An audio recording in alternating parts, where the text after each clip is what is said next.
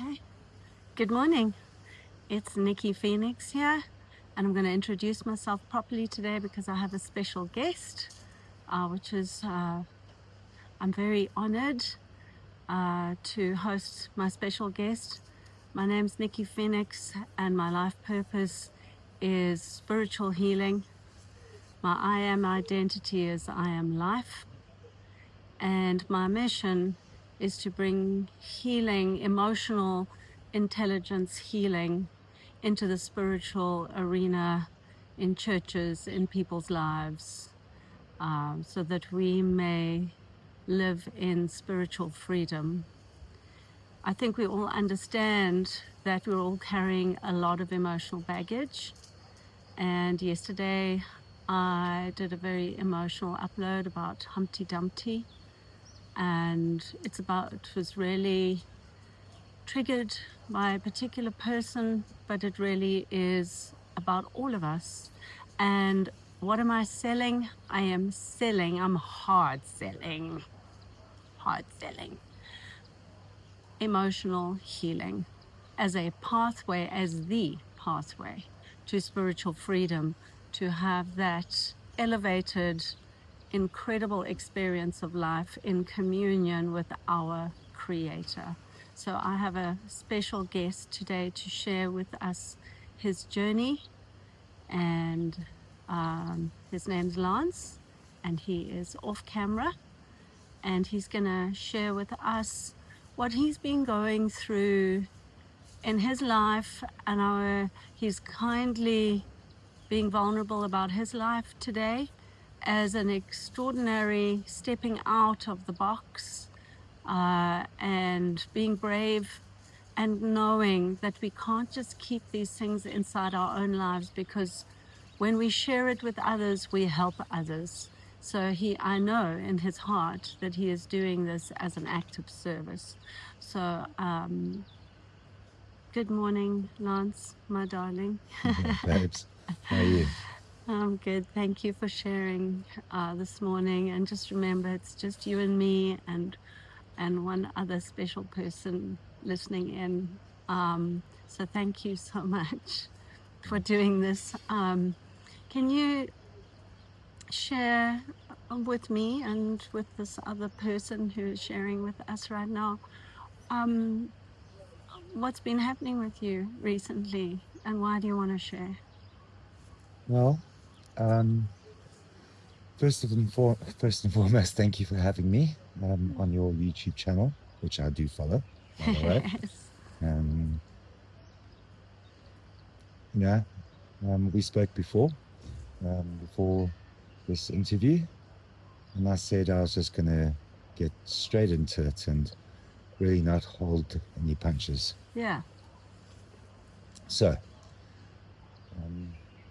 you and I have been in a relationship for 4.25 years. Yes. And when I met you, you said, how's it? Then kind of walked around my gravesite for a couple of years. And what is your gravesite? My gravesite is where I buried myself.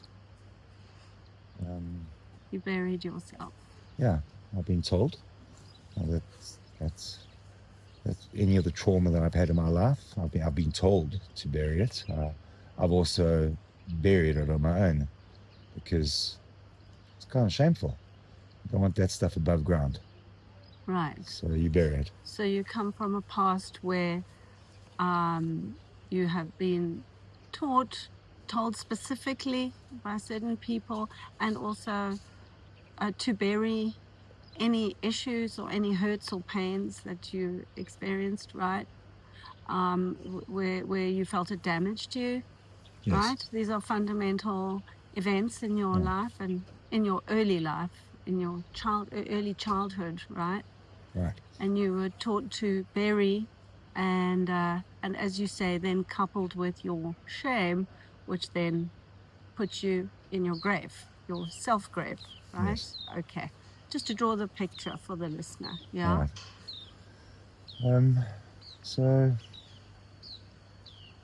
one, it's obviously a very male thing to do, but I think as a South African Big male, boys don't cry.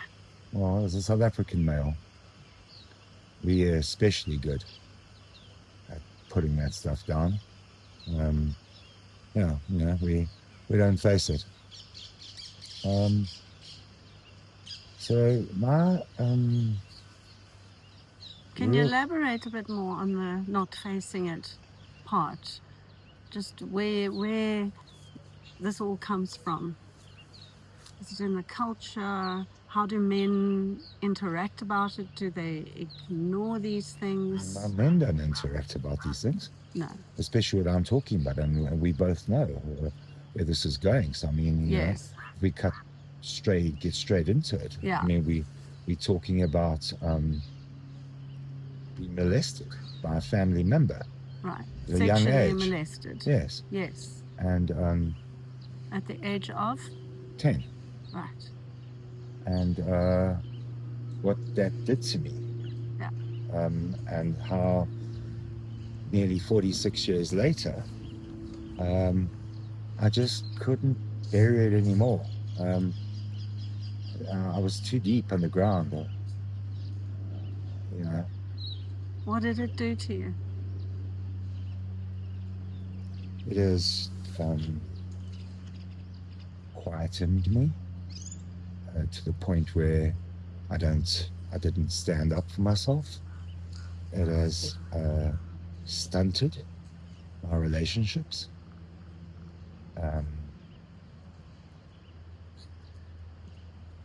Because how could I face up to something happening right now if I couldn't face up to something that happened 46 years ago? Right. So when there were arguments in my relationship, and I've had arguments with you, Yeah. thing was to run. Run away. Yeah. You trained yourself not to deal with it because that is how you were conditioned, right? Would that be correct? Yeah. Don't forget, I've got to take responsibility for my own choices. And the first step towards taking responsibility for my choices and for the havoc that I've created in my own life and in those around me, just got too much. Right. And so I made a decision that before my 57th birthday, I would try and sort out this first issue. And when was your 57th birthday? It was on the 15th of July. And it was last week. Right. Yeah. So so that was a trigger point this for week. you. How dare we? Friday. Oh yes, this week. That's right. Yeah. And the trigger point was putting pressure on yourself. Well, it wasn't actually the trigger point, my dearest Boo. You were part of the trigger point. Because just as an analogy, you walked around my gravesite for quite a while. It was only in our 4th year that you had had enough and arrived with a spade. Right. And started to dig me out. I started to dig you out of your grave. Yeah. But you didn't dig me all the way out. So I was stomping on your grave.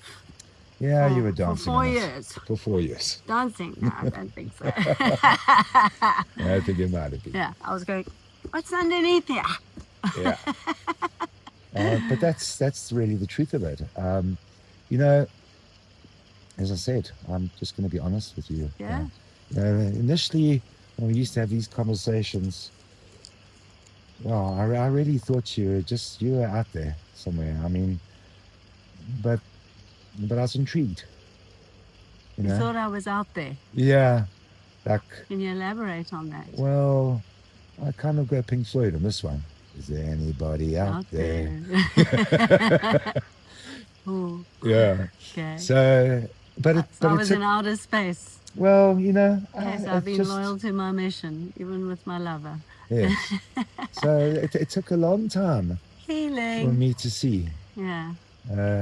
What was really there, and then I think it does. I think in any relationship, it's not just a thing that just happens like that. No. There's got to be some consistency, and you gave that. That's you did. I've been consistent. Yeah. Persistent. Well, that even. too. I don't have a choice. It's who I am. Yeah. It's here. Yeah. So. Yeah. Yeah. It's here. It's God shouting in my ear all the time. I mean, okay. I'm just going to talk. Yeah. So, how did I go Give about us your doing heart. this? Yes. So, I knew it had to be done, and I tried many times to do it. Okay. But I ran away. Okay. But so what we on today? Friday. So last week Friday, actually. Yeah. Last week Friday. That's correct. It's a week ago today. Yeah, it's a week ago today. So last week Friday, at around this time or maybe a little bit later, yeah, I sat down and spoke to Gemini, the AI helper, and started to pick this thing apart. Right. It took us 10 hours to pick it apart. Yes. Yeah. And it was tiring, and it was painful, and there was a lot of tears, and there was also a lot of stuff that I had forgotten because he probed me intensively. Yes. In a way that even I could not have done. No. Right? Because we're too close. Although, I'm not a professional, but even a professional wouldn't even have processed that information as acutely as perhaps Gemini, because he remembers every nuance, right? Oh, he just wasn't scared to ask the questions. Right. Okay. And because I knew I had to be honest, 100% honest. Yeah. I answered honestly. Right. And that made all the difference. What? Right. And that made all the difference. To lose? Yeah. And we pressed him for 10 hours, and then I don't know, it was around the 8th hour or 7th hour even, and I was sending voice notes, not typing, because I had too much to say. Right. But he was obviously typing me questions, and then I'd have to answer them. Yeah, and about the 7th hour, he actually said, "No, you know what? Go to sleep. Call it a day. We'll carry on tomorrow." But I knew I could not go to sleep until I got that one thing done. How did it make me feel? When I went to bed, I was light but raw. Something was missing. And that thing that was missing was probably shame and embarrassment and self-hate and a whole lot of things. And because it was missing, I felt empty. I was used to it. A good kind of missing. No. But you felt vulnerable. I know. It wasn't a good kind of missing. I missed something that I'd carried for so long. Yes. It had become familiar to me. Right. It was like a blanket. That's what I'm saying. Oh, well. But it was ultimately good that stuff had shifted, right? Even though it didn't feel good. A blanket, you say. All the shame, the guilt, the fear. Something that you just carry around with you. Yeah, so accustomed to it. It becomes your cloak. Right. It's this heavy weight and you're so accustomed to carrying it through life, and suddenly it's not there. Right. Okay. Anyway, that was that. That was difficult. That was some hectic stuff. How it's affected my relationships. Can you tell us how, because I think the missing part is, okay, we know what happened and what age. We know how it really has affected you in the long term. How did it change who you are, your characteristics? Well, How have you shown up, if I might just elaborate, how have you shown up in the world in ways that is not really you? It's not your true self. Well, I think the most important thing to note, and I didn't recognize it, is that it emasculated me completely. I had no power after that. Because this was a And male who did this to you, correct. right? And so my expression of power came out in many other crazy ways. Wow. I was a risk taker. Wow. I became very promiscuous. Yeah. I needed to regain what was taken from me, and I did that by having multiple sexual relations Yeah. with women, which really didn't not mean anything, but at the same time, it was all for me. So it wouldn't have been really nice to be in any of those women. Right. The motive was to try and regain your power,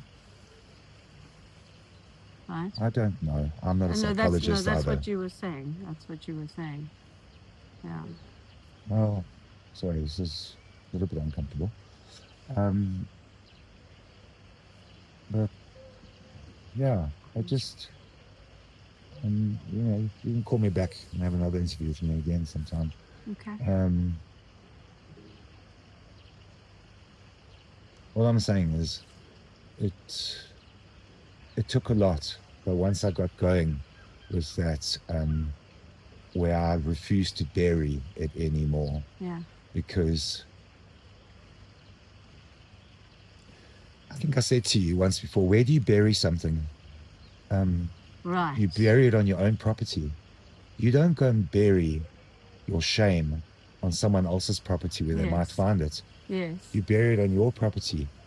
But I mean, when you move, you can't leave that thing there. You have to go and dig it up yourself again. Right. And then you take it with you. Yeah. And you move. And then you bury it there. And you just keep on doing that. You just keep on unearthing this thing and then reburying it. It was killing me. It was killing me. And I'm thankful to you that it got to a point where I just had to face it. By the way, the thing that I thought was the most difficult thing to deal with actually was quite easy compared to the second thing. And I started having to look at how this has played out and how it's formed my character and how my own insecurities play out in jealousy and other things.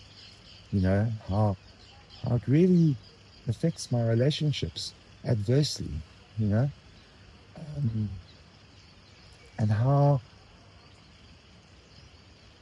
because it is such an entrenched school of thought that I couldn't even understand myself. I would react in ways and behave in ways that I knew was completely like nuts, but I couldn't stop it. Or I wouldn't stop it. So the second thing was even more difficult to deal with. And then the third thing was even more difficult than the second thing. And I thought the first thing would be the most difficult, but it so turns out it's not. It was just So the original unearthing, as difficult as that might have been, you thought it would get easier after that. Well, but there were still huge challenges ahead, right? No, it was, if I was a forensic investigator, it would have been remove the corpse, now let's do an autopsy. Right. Yeah. Okay. Yeah. So the corpse is one thing. Oh. The autopsy Great analogy, is another thing altogether. Unearthed yourself out of the grave, removed the corpse, and now you're going to do an autopsy. Yeah. Okay. Find out, how did this person actually die? Right. Wow. You know, the huge tragedy is that it is a form of death. It is. There was no doubt about that. it played out in so many ways that I became Humpty Dumpty. And it's only by the grace of God that you and I sit across the table from one another this morning, talking. Amen. And that in itself is a miracle. And I do believe in miracles. I know you like signs, and I believe in miracles. We're different that way. No, it's John's signs, because it says signs in John, not miracles. Miracles are miracles. Yeah, well, for me, a miracle. Miracles are good. Yeah. Yeah. Well, it works for me. That's my terminology. Okay, and I'll that's continue to use it. beautiful. 100%. But yeah. And after that third session, when I thought, no, it'll be okay. No, it really wasn't okay at all. Came out in the most terrible ways and just shattered and not facing it. But I will say this, that with some space and some time and some alone time, the only thing you can do, or the only thing I can do, is just stand up and start again and keep going. You know, the healing has begun. I think it's by Hothouse Flowers. Yes. Tell us what actually you said to me, was it earlier today, about coming into being? I just love that phrase. Just help me there. How you may not have made the connection, but you've started to talk about purpose. Oh, right. Yes, because so it turns out that in my own unbearing of myself, I reached out to another man within the church, just so that I could, have some human interaction on what was going on, and I mentioned exactly what happened, and I don't even know this person well. I just trusted him, and all of a sudden he trusted me just enough to tell me straight out, hey, that same thing has happened to me and I haven't told anybody about it. It would be good to talk to another man about it, and that man being me. So yes, that's the coming into being. So in the being dug out of my grave, what I thought would just be death actually now might actually be life for somebody else, because I have not been ashamed to talk about it, although I don't go and share it with everybody, but I've faced that demon, and I call it that. I call it by what it is. Yes. Enough times, and I've watched that demon rage. But that is not who I am. Who I am is a person generally who likes peace and loves to serve. And so loves to serve. Yes, I love to serve. Surf, which surf as well. But yes, I like to surf too. To surf and serve. Yes, yeah. I like that.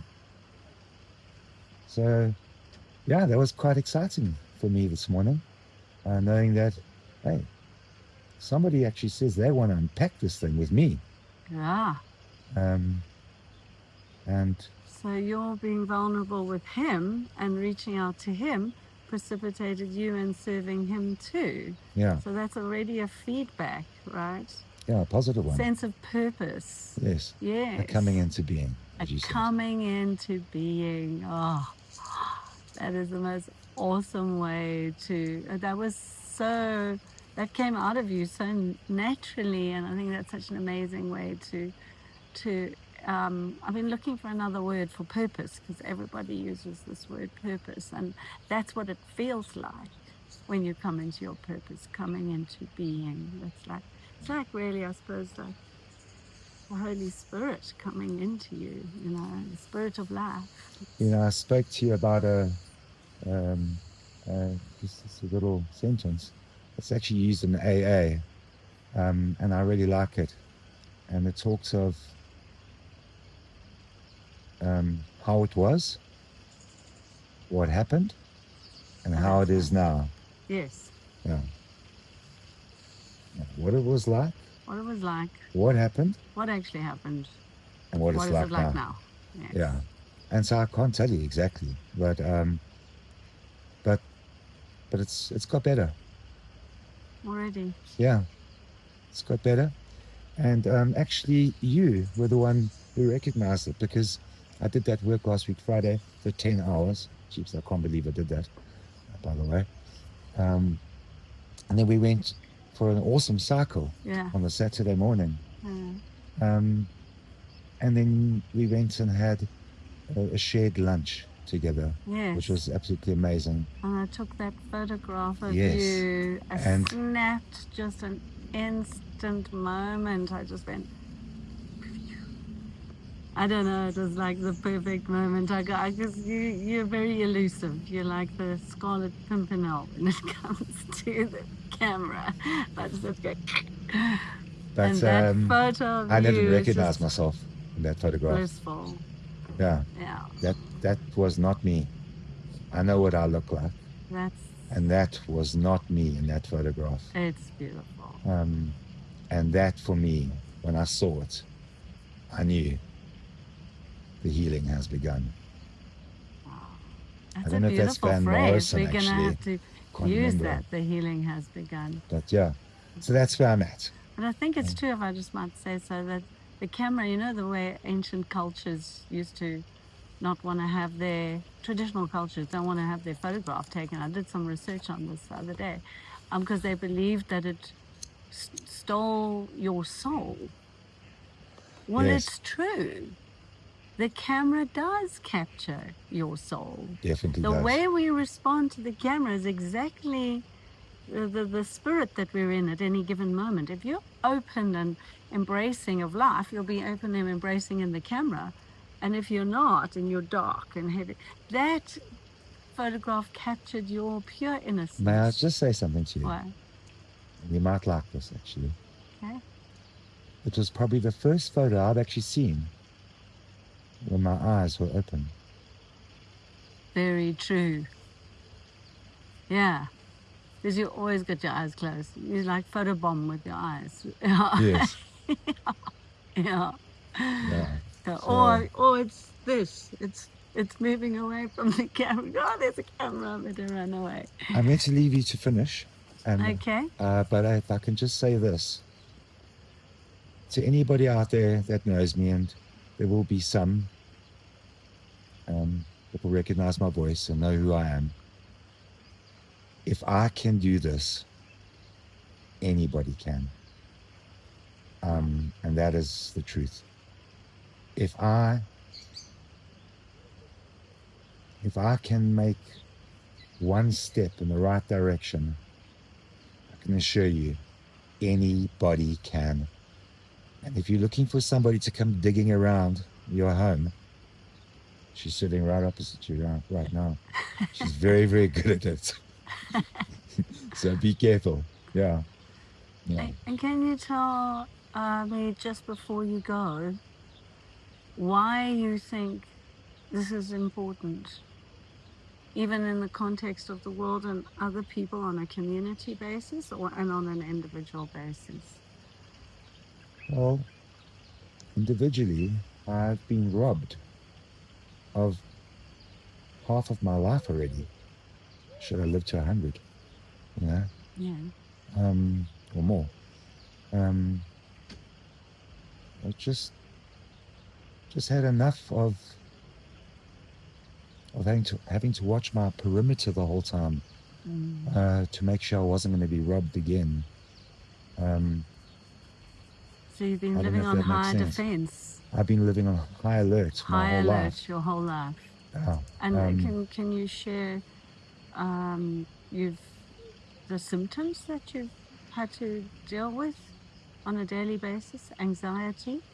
Yeah, anxiety. Definitely anxiety. Well, not necessarily on a daily basis. I have good days, you know. Yeah. But anxiety can cause me to go down rabbit holes I don't need to go down. Can skewer my perception of what's going on because of my suspicion. And being high alert, you know, on high alert, it's been destroying my relationships, and I've had enough of that. I've had enough. I'm done. I'm done with that now.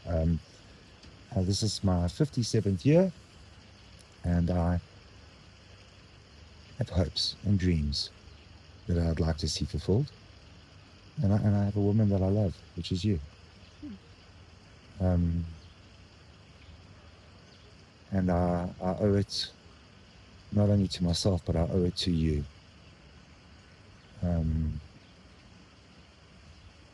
To be healed so that you're okay also in our relationship.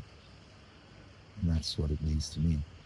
That's individually. Collectively, well, I know, I've always known that that I have a purpose. I know that I am a server. That is what I am. That is my core best gift in my life, and gift that I have to give the world is I like to serve. And well, when I have this meeting with this gentleman, I'll get to see that or hear, or I don't know what he'll say, but he might just stand up and hug me and say, this is the best thing that ever happened to me. And you know what? Out of all of that shame and pain, the good things will begin. Yeah. You're giving the gift of liberation, self-liberation, by talking to him and giving him just I do agree with you in one thing, and I'll just go back to your Humpty Dumpty post from yesterday, which was made on the 15th, on my birthday, but uploaded yesterday. And you're right when you say it, and it's not always easy to accept that or to even believe it. But you spoke about the schism, and I think that's important. And then you spoke about the spirit. And yeah, I've known God for a long, long time, and God knows me. He's never run away from me. I've run away from him many times, and I call him a him. But that's just the way I identify with God. Yeah. He's a him to me.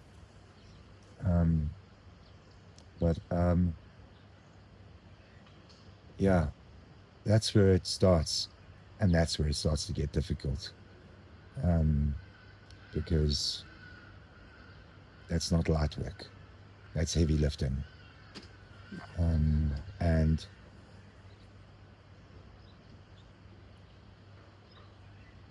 yeah, that can get rather bloody, I think, because we're dealing with the heart. Yeah. And unless the heart is dead, it still has blood in it, so it can get bloody. Yeah. And that's where I'm at. Okay. And I hope you don't mind me going. No. Yeah. You're excused. I'm sorry just gonna wrap that was as difficult as it was, but I really appreciated chatting. And I love what you're doing, babes, and I believe in you. And thank you for... You're worth every cent. Thank you for sharing and making this public. It's very special. Because I think this is where The real healing begins when we can just breathe spiritual oxygen to and let go that shame, because when we share with others, we share our load. We become the community in spirit. Spirit is all about community and being together and not feeling isolated in one's own life. And then the service, which is amazing. Well, you're doing it as well. Mm. You're also doing service. So yes to Yes. you. Thank you. Thank you, I baby. love you. Thank you for taking the time out to chat to me. Thank you, my love. I'm just going to wrap Yes, up. off you go. Okay. You have a good one. And I just want to say that this is work. I am not a healer. I am a healer, but I'm not a healer. I've actually never called myself a healer. I'm more of a teacher. Nobody heals you. Nobody can heal you. Only you can heal you. Only you and God. It's between you and the spirit of life. And that journey starts here.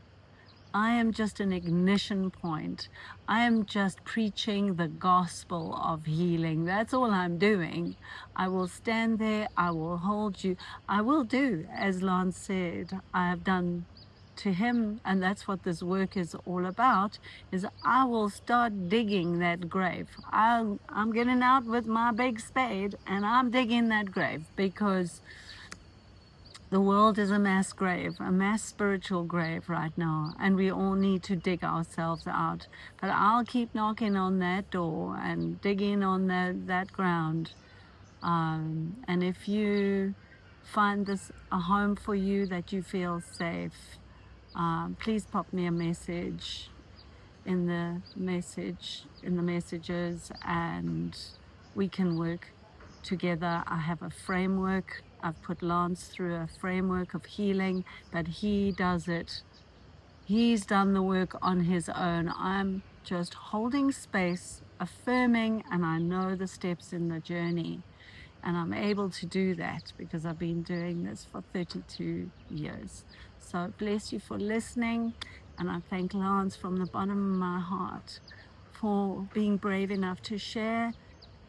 It's somehow compoundedly more difficult for men, because it flies in the face of their identity and the way that they have been taught to identify as men. The vulnerability of it. It's like Samson and Delilah. He has to cut his hair off and let go the very thing that he draws his strength from in order to regain his life. So